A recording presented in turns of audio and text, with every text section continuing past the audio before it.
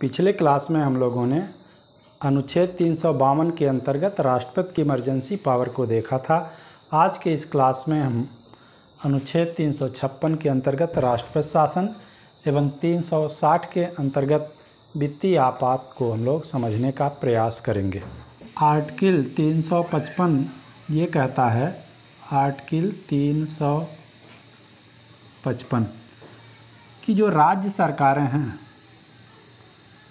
प्रत्येक राज्य की सरकारें, प्रत्येक राज्य सरकारें संविधान के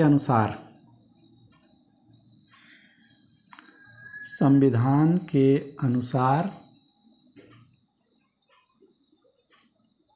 चलाई जानी सुनिश्चित हों। यदि ये राज्य सरकारें संविधान के अनुसार नहीं चलती हैं, संविधान के अनुसार न चलने पर, तो इसी को संवैधानिक तंत्र की विफलता माना जाएगा। संवैधानिक तंत्र की विफलता, संवैधानिक तंत्र की विफलता माना जाएगा।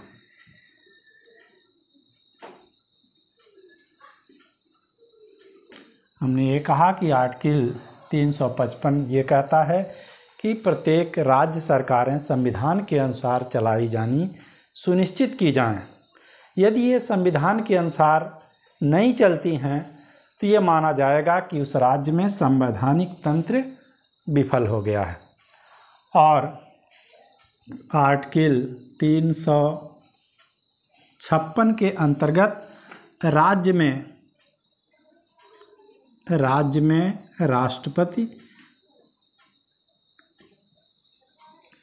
राष्ट्रपति संवैधानिक तंत्र के विफलता की घोषणा कर देगा।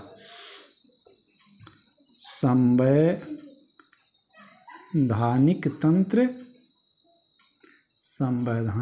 तंत्र के विफलता की घोषणा कर देगा। देखिए, राज्य में संवैधानिक तंत्र की विफलता की घोषणा के आधार क्या होंगे, तो इसके लिए दो आधार होते हैं। दो आधार है। पहला आधार यह है कि राज्यपाल के रिपोर्ट पर, राज्यपाल के प्रतिवेदन पर,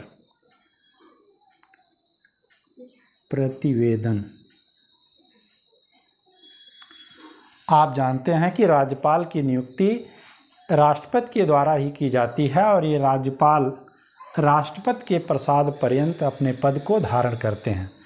राज्यपाल उस राज्य का संवैधानिक प्रमुख होता है और ये राज्यपाल राष्ट्रपति का ही व्यक्ति होता है। तो पहला आधार ये हो गया कि राज्यपाल के प्रतिवेदन पर राष्ट्रपति को ये पता चल जाए कि उस राज्य में संवैधानिक तंत्र विफल हो गया है। संवैधानिक तंत्र क्या हो गया? विफल हो गया है, या अन्य किसी माध्यम से, या अन्य किसी माध्यम के द्वारा। आर्टिकल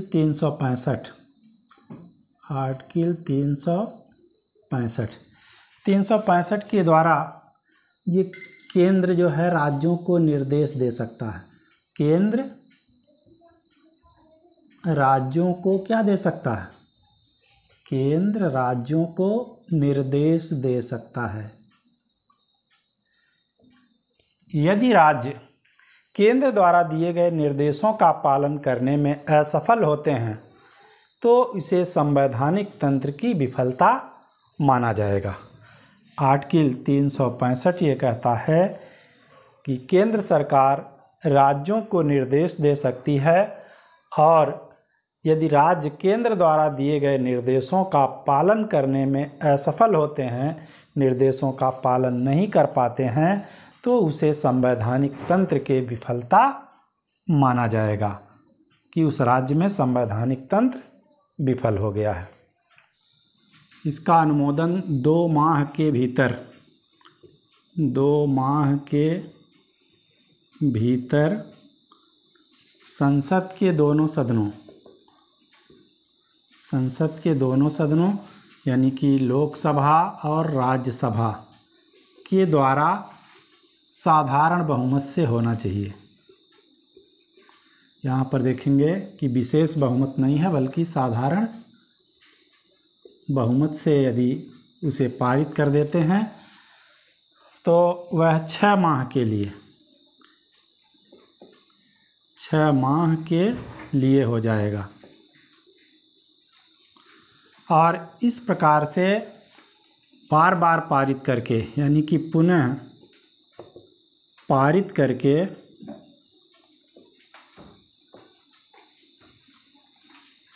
इसको अधिकतम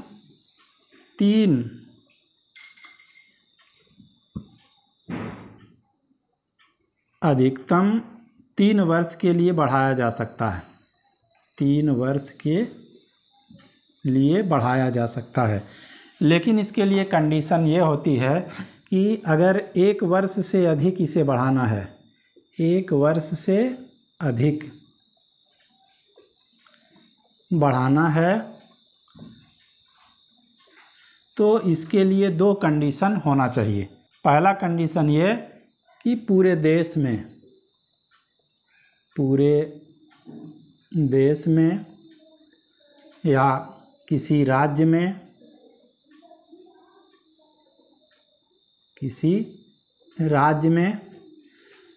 या राज्य के किसी भाग में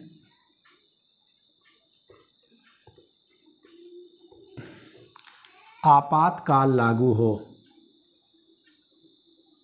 इमरजेंसी लागू हो। और दूसरा कंडीशन ये होता है कि चुनाव आयोग यानी इलेक्शन कमीशन ये प्रमाणित कर दे कि ऐसी परिस्थितियां यहाँ पर विद्यमान हैं कि ऐसी परिस्थितियों में चुनाव करवा पाना संभव नहीं है। यानी कि इलेक्शन कमीशन यह प्रमाणित कर दे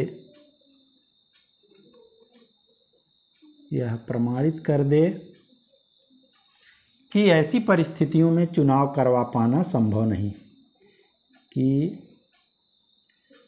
ऐसी परिस्थितियों में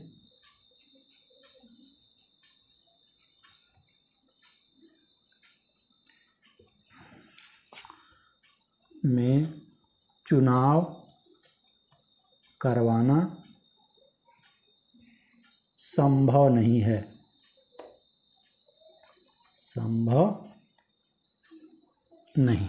तो अनुमोदन के लिए हमने कहा कि ये 2 माह के भीतर संसद के दोनों सदनों के द्वारा साधारण बहुमत से इसका अनुमोदन होना चाहिए।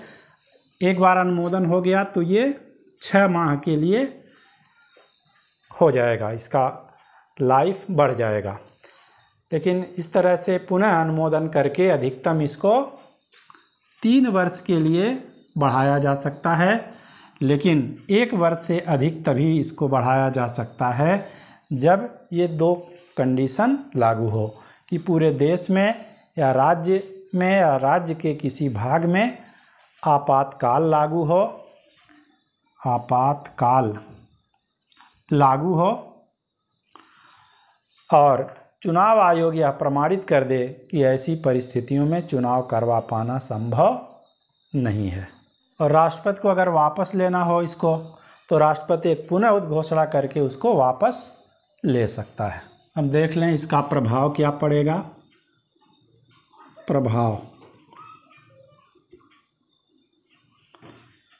प्रभाव में हम देखेंगे कि राज्य के जो भी कार्य होंगे, राज्य के कार्य और राज्य की जो भी शक्तियां होंगी ये सब राष्ट्रपति अपने हाथ में ले लेता है। राष्ट्रपति अपने हाथ में ले लेता है।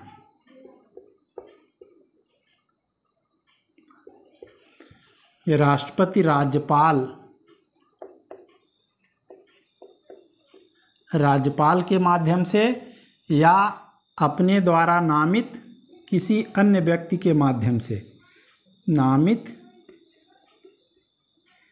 किसी अन्य व्यक्ति के माध्यम से शासन करता है।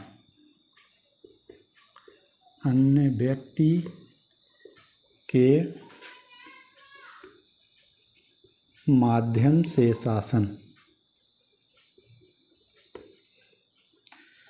चलाता है। इस नाते इसको राष्ट्रपति शासन के नाम से जाना जाता है।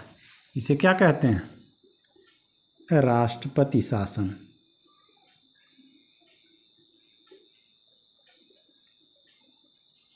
इसे राष्ट्रपति शासन। प्रभाव में हमने बताया कि राज्य के जो भी कार्य होंगे, राज्य की जो भी शक्तियां होंगी, राष्ट्रपति अपने हाथ में ले लेगा और राष्ट्रपति राज्यपाल के माध्यम से या अपने द्वारा नामित किसी अन्य व्यक्ति के माध्यम से शासन का संचालन करेगा और इसी को व्यवहार में राष्ट्रपति शासन के नाम से जाना जाता है कि फला राज्य में राष्ट्रपति शासन लग गया है। इसके बाद देखिए, अगर राज्य का जो बजट है, राज्य का बजट, इस राज्य के बजट को संसद पारित करती है। राज्य विधानमंडल पारित नहीं कर पाएंगे, संसद पारित करेगी इसको। संसद पारित करती है और राष्ट्रपति राज्य के विधायी कार्य को, राज्य के विधायी कार्य, राष्ट्रपति राज्य के विधायी कार्य को संसद को दे सकता है, संसद को दे सकता है। लेकिन यहाँ पर आप देखेंगे कि high court, HC, high court के कार्य एवं शक्तियाँ, कार्य एवं शक्तियों पर कोई प्रभाव नहीं पड़ता, पर कोई प्रभाव नहीं।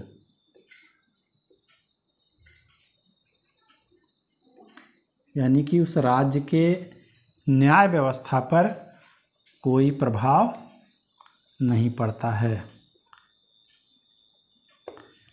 और राष्ट्रपति शासन के समय बनाई गई विधियां, राष्ट्रपति शासन के समय जो विधि बनाई जाती है, जो बनाई गई विधियां हैं, ये विधियां बाद में भी प्रभावी होंगी। राष्ट्रपति शासन जब खत्म हो जाएगा तो उसके बाद में भी ये प्रभावी होंगी। ये कब तक प्रभावी रहेंगी? जब तक राज्य विधानमंडल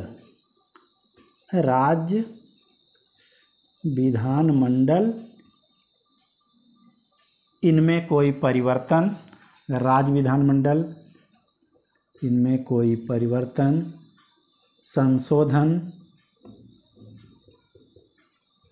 संशोधन या निरसन न कर दे, उसे समाप्त न कर दे, निरसन न कर दे। हमने कहा कि राष्ट्रपति शासन के समय जो विधियां बनाई जाएंगी संसद के द्वारा, ये बाद में भी प्रभावी होंगी। कब तक प्रभावी रहेंगी? जब तक कि राज्य विधानमंडल यदि इसमें कोई परिवर्तन न कर दे, कोई संशोधन न कर दे या उसको समाप्त न कर दे, उसका निरसन न कर दे। और 1951 में सबसे पहली बार पंजाब में राष्ट्रपति शासन लगाया गया और यूपी में, उत्तर प्रदेश में ये राष्ट्रपति शासन सबसे अधिक 9 बार, सर्वाधिक बार लगाया गया, सर्वाधिक बार। 1951 में सबसे पहले राष्ट्रपति शासन पंजाब राज्य में लगा था और यूपी में सबसे ज़्यादा 9 बार लगाया गया। और संसद ने 38वां संशोधन किया था, संविधान संशोधन, इसमें ये कहा था कि राष्ट्रपति के द्वारा ये जो कार्य किया जा रहा है, यानी कि राष्ट्रपति शासन लगाए जा रहे हैं, तो ये न्यायिक समीक्षा से बाहर रहेगा।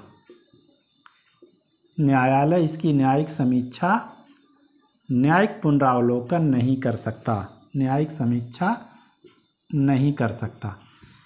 लेकिन 44वां अमेंडमेंट होता है तो इसमें यह कह दिया गया कि नहीं, न्यायपालिका जो होगी, न्यायालय इस राष्ट्रपति शासन की न्यायिक समीक्षा कर सकता है। यानी कि इसके द्वारा कह दिया गया कि न्यायिक समीक्षा हो सकती है।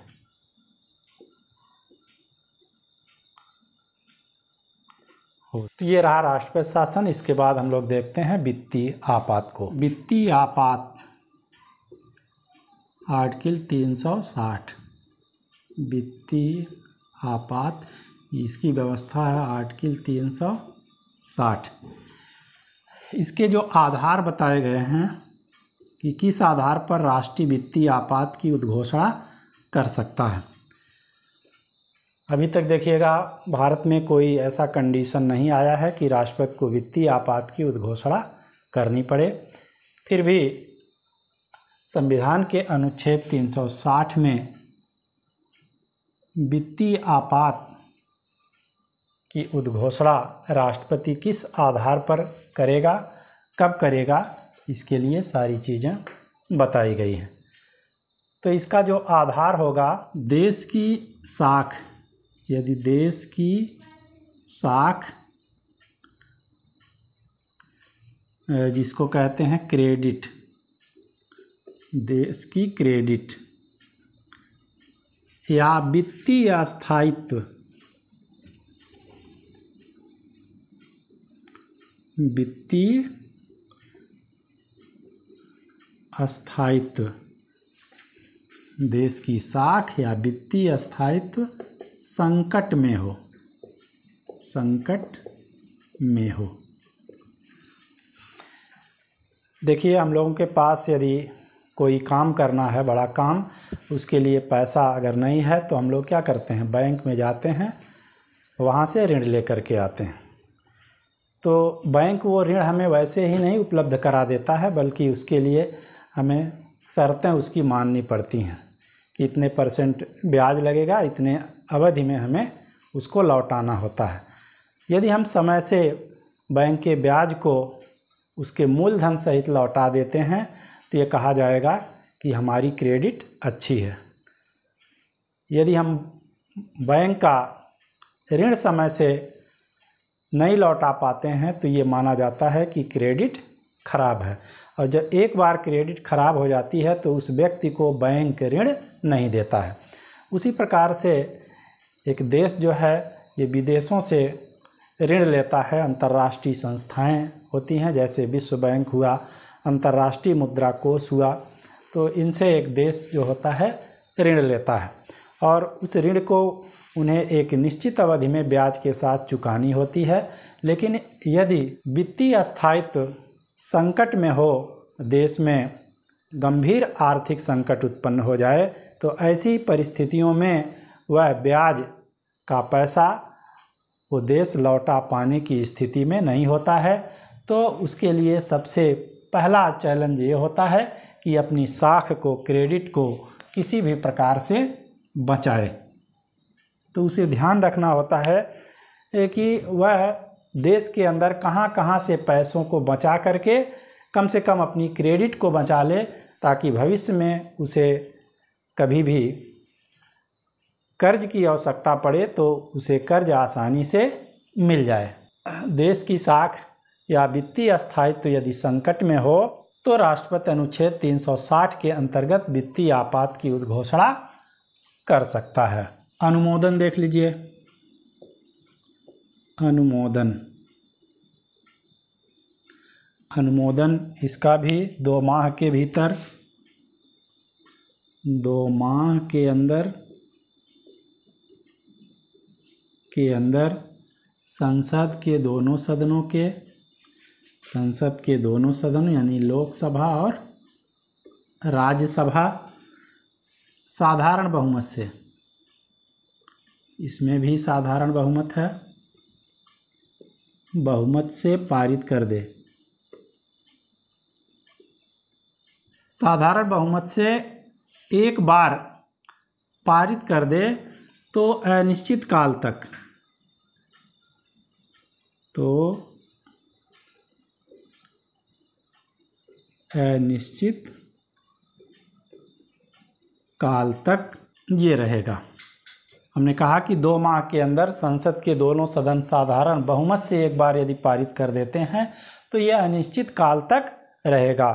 समाप्ति इसकी कैसे हो सकती है?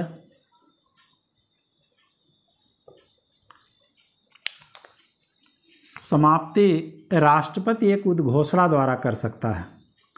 राष्ट्रपति एक उद्घोषणा द्वारा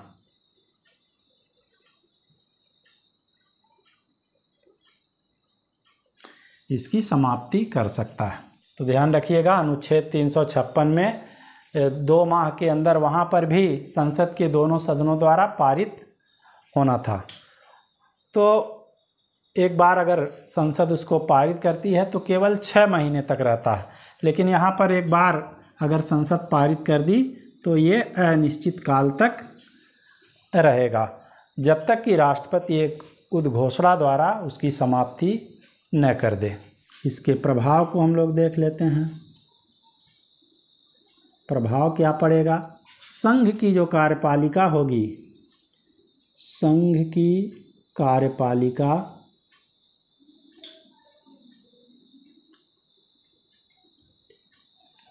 राज्यों को, संघ की कार्यपालिका राज्यों को निर्देश दे सकती है या निर्देशित कर सकती है, कर सकती है। किसके लिए निर्देशित कर सकती है? वित्तीय कार्यों के लिए, वित्तीय कार्य हेतु। प्रभाव में हमने कहा कि संघ की कार्यपालिका राज्यों को निर्देशित कर सकती है कि राज्य अपने वित्तीय कार्यों को किस प्रकार से करें। दूसरा है कि राज्यों के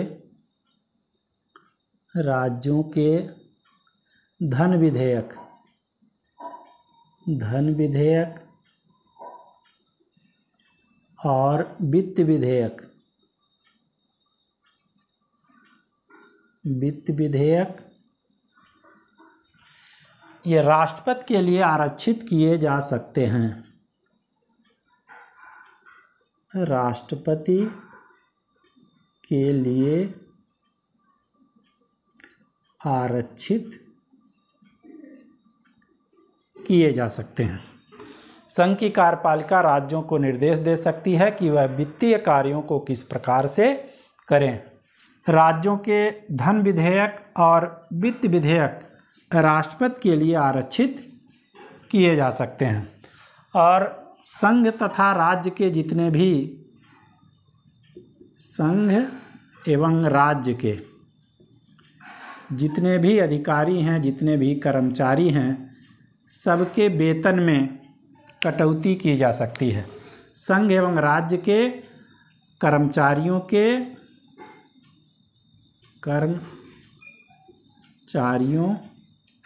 के वेतन भत्ते में कटौती, वेतन भत्ते में कटौती की जा सकती है, जिसमें सुप्रीम कोर्ट और हाई कोर्ट के न्यायाधीश भी शामिल हैं। न्यायाधीश भी शामिल हैं। तो वित्तीय आपातकाल के दौरान सुप्रीम कोर्ट और हाई कोर्ट के न्यायाधीशों के वेतन भत्ते में भी कटौती की जा सकती है। तो इस प्रकार आज के इस क्लास में हम लोगों ने अनुच्छेद 356 के अंतर्गत राष्ट्रपति शासन और अनुच्छेद 360 के अंतर्गत वित्तीय आपात को पढ़ा। इसके बाद हम एक नए बेहतर क्लास में मिलते हैं। तब तक के लिए धन्यवाद।